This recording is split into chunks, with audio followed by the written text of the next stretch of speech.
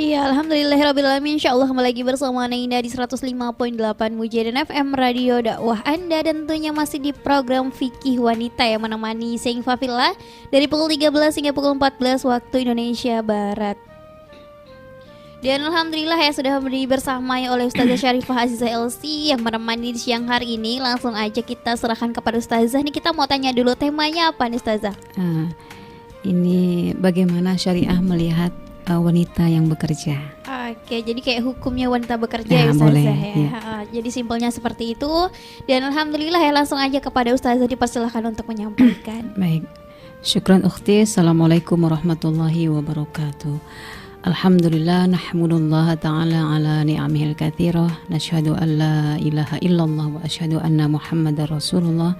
Allahumma salli ala sayyidina Muhammadin wa ala alihi wa ashabihi wa barak wasallam ajma'in. Amma ba'du, yang saya banggakan, yang saya muliakan para hadirin hadirat khususnya yang memantau program kajian Mar'ah Solehah setiap Selasa ba'da zuhur, dan wabil khusus para ukhti muslimah dan para ummahat, para ibu mungkin yang saat ini jam istirahat ya, mungkin ada yang juga sambil dalam posisi mengendarai mobil. Kita haturkan, kita harapkan semoga Allah senantiasa memberikan keselamatan untuk kita semua, amin ya rabbal alamin. Baik, untuk tema kali ini memang agak sedikit berbeda, yaitu ada unsur fikihnya, ada unsur akhlaknya, mungkin ada juga unsur motivasi duniawinya. Adapun kaitan dengan tema memang fleksibel saja ya. Jadi bagaimana syariat itu melihat wanita pekerja, baik pekerjanya secara rutin ditekunkan dalam pekerjaan itu, maupun wanita yang menjadi jasa musiman ya. Intinya wanita yang di sini yang dimaksud adalah pekerja di luar rumah. Nah, karena memang wanita itu ya kalau di rumah ya pekerja gitu, tapi ini kaitannya di luar rumah. Bahkan ini diangkat tersendiri dalam satu kitab. Maka saya pun hari ini membawa kitab ini. Kitab ini disebut atau diberi nama Fatawa Mu'asharah, yaitu di antara tematik fatwa kontemporer yang ini langsung ditulis dan dikarang oleh Profesor Dr. Syekh Yusuf Qaradawi yang kita kenal. Selain beliau adalah seorang mufti, beliau juga adalah dosen internasional, beliau juga ahli fikih yang kontemporer yang juga mengakomodir banyak pendapat para ulama maupun ulama klasik dan ulama-ulama modern sekarang. Mudah-mudahan kaitan dengan penjelasan kita, share kita pada siang hari ini ada manfaatnya untuk kita semua. Amin. Jadi memang kaitan dengan perempuan bekerja, ada satu motivasi dari Al-Quran. Tentunya ini adalah firman Allah Subhanahu wa Ta'ala yang memotivasi setiap insan untuk berlomba-lomba bersaing di dunia maupun untuk mencari investasi akhirat. Di dalam Quran surah Al-Mulk itu di awal-awal surah itu Allah Ta'ala berfirman, alladzi khalaqal mauta wal hayata liyabluwakum ayyukum ahsanu amala.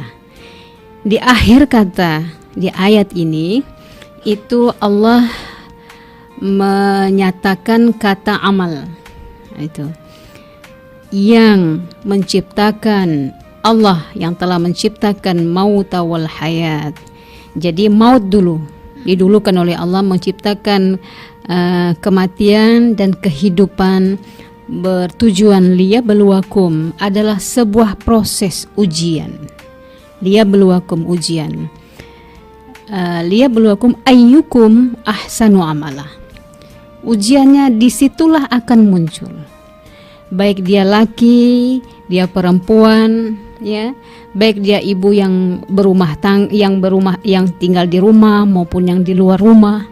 Begitu juga laki-laki, ya, itu semua bagian dari komponen-komponennya. Dimaksud ayat ini ayyukum, siapa di antara komponen itu ahsanu amala, yang paling baik hasil kerjanya. Itu. Jadi yang dimaksud kerja di sini bukan hanya dari segi kualitas, tapi kuantitas juga. Bukan hanya kuantitas, tapi kualitas, saling menunjang.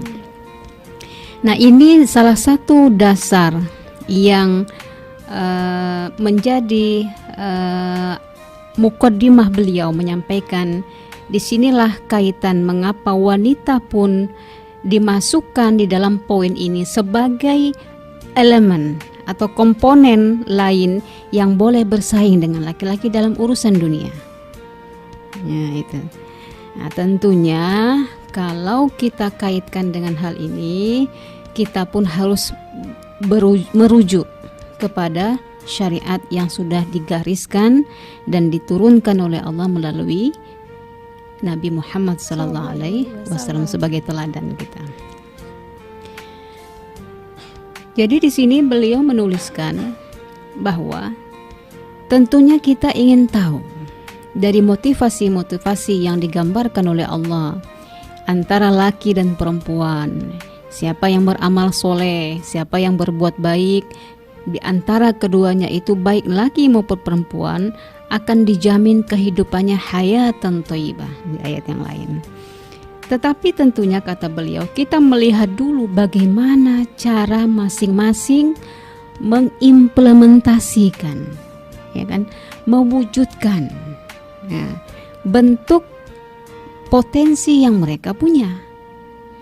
Apakah sesuai, apakah melanggar, atau bahkan di luar dari rel. Nah, inilah adanya rambu-rambu, ada fikih, ada akhlak, ya kan, ada penjelasan-penjelasan baik itu dari dasar Al-Quran maupun hadis yang membatasi rel-rel atau rambu-rambu itu. Maka kata beliau, kita ingin tahu bagaimana syar'iyah, al-hudud minasyar'iyah, batasan-batasan yang ditentukan, yang digariskan oleh syariat. Saya sedikit melihat bahwa masih ada di antara kita ini, kalau di antara kita ya sebagian kecil, kalau dikatakan syariat itu masih terasa berat mendengarnya. Jadi kalau bilang syariat seakan-akan image-nya itu melambung ke langit gitu. Kayaknya nggak mungkin diraih. Padahal ketika kita membersihkan diri, kita gosok gigi, kita mandi 3 kali sehari, ya kan? Kita bersih-bersih, itu dia tak paham, itu sudah syariat. Ya kan? Dia baca doa, dia langkahkan kakinya dengan kanan ketika keluar, dia masuk, semuanya itu adalah syariat dia jalankan. Maka ketika ada poin yang menyampaikan bagaimana bekerja sesuai syariat, maka sesungguhnya garis-garis yang sudah diberikan oleh syariat itu sebenarnya untuk memperbaiki manusia itu sendiri.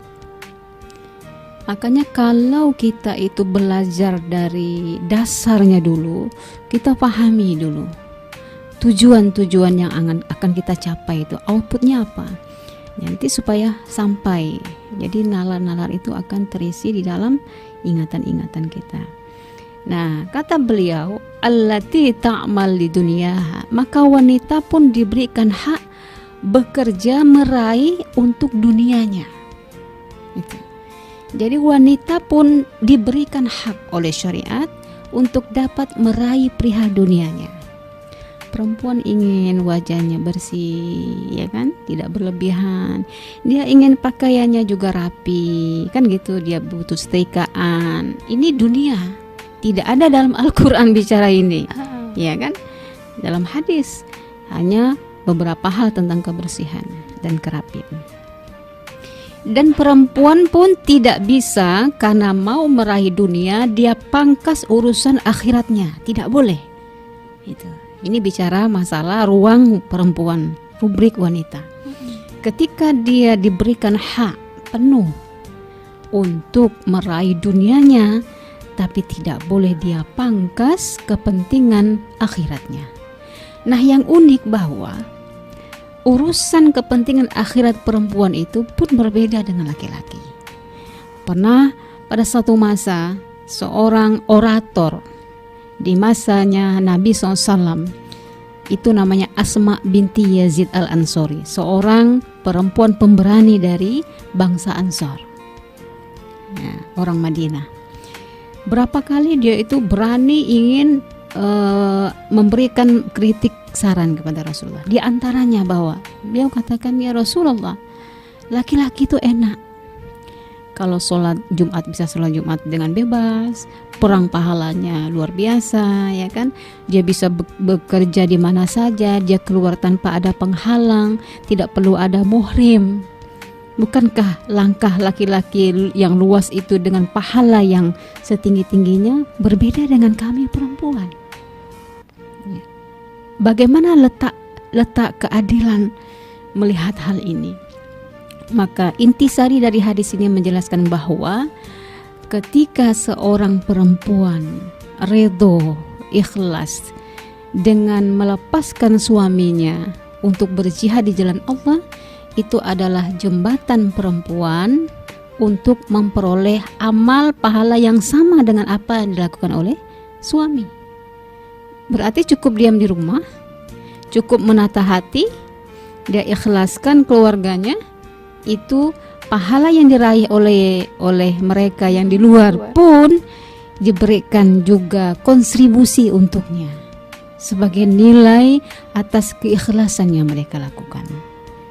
Karena Allah itu maha mengawasi, raqib atid. Jadi Allah itu maha memberikan pengawasan.